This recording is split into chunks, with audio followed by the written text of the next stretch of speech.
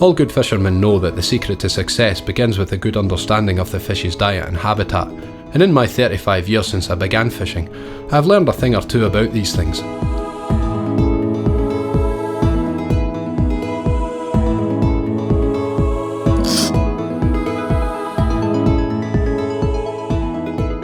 Norway is a well-known Eldorado of the European angler, with species such as Arctic char, trophy-sized brown trout, and some of the world's biggest salmon.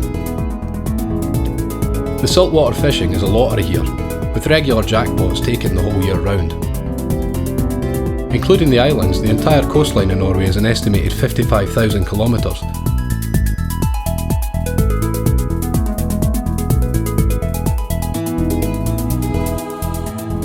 Lying inside the Arctic Circle is the archipelago of Lofoten, a paradise for anglers and tourists alike.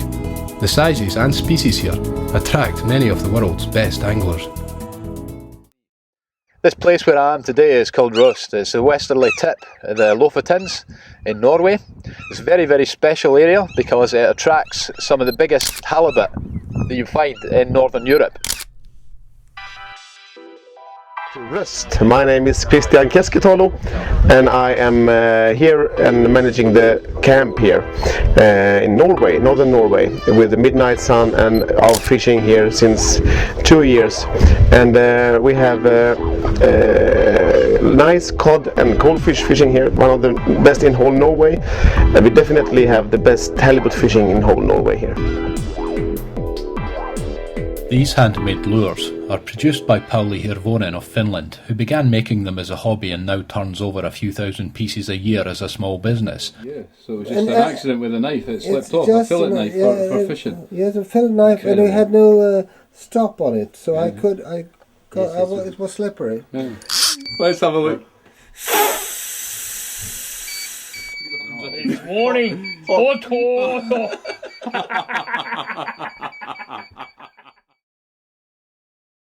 Quick interview now and look at some of the equipment that helps catch bigger fish in the sea in general, and especially when you're fishing from a boat, and especially when you're fishing here in Rost. This is my own design colors, and this lure goes quite deep, about 10 meters.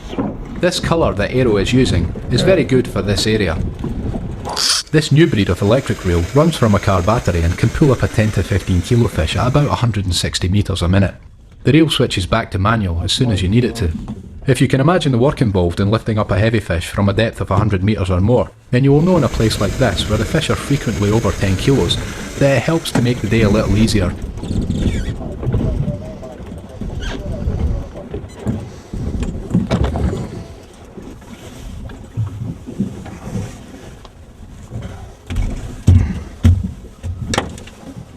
Cod prefer varying depths to find food, and with a mouth like this, they will bite on everything.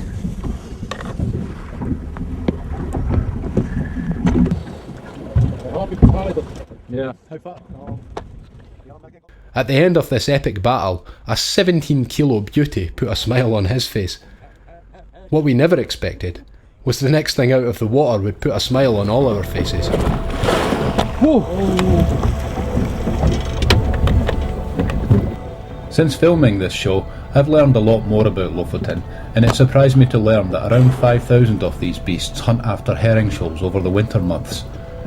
Due to the rare northerly we were having, these whales were completely unexpected, even by the locals' experience of these waters.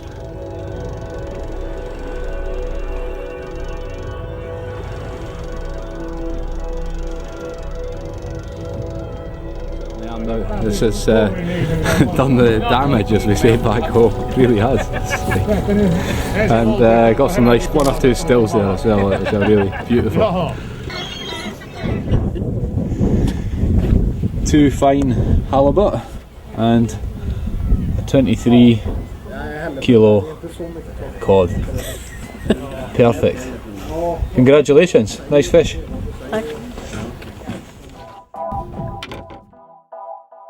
It's certainly easy to summarise this week by saying it was brilliant, and to a point bordering on magical. As the locals told us later, we were lucky to get such excellent weather for the time of year. I was here the year before and it was very wet the entire week. so don't get the impression it is sunny. It varies, and the same locals explained that the last time the weather was this good had been over 20 years ago. This was caused by a rare northerly wind that also changed the course of the herring shoals, and subsequently the killer whales were probably in this area feeding on those. The other magical factor this week was fishing under the midnight sun and hauling up some excellent fish daily. We never caught any giant halibut this week, but fishing is not always about catching big fish. It's about catching the nature, the peace and quiet, the serenity and the beauty, and repairing all those ragged nerve endings that normal everyday living brings us. This trip certainly did that for me, and I felt privileged to have been here with my cameras, in the right place at the right time, and captured so much of the action. I feel blessed that I was here on an unbelievable and unforgettable trip, and I hope to find myself returning here again one day.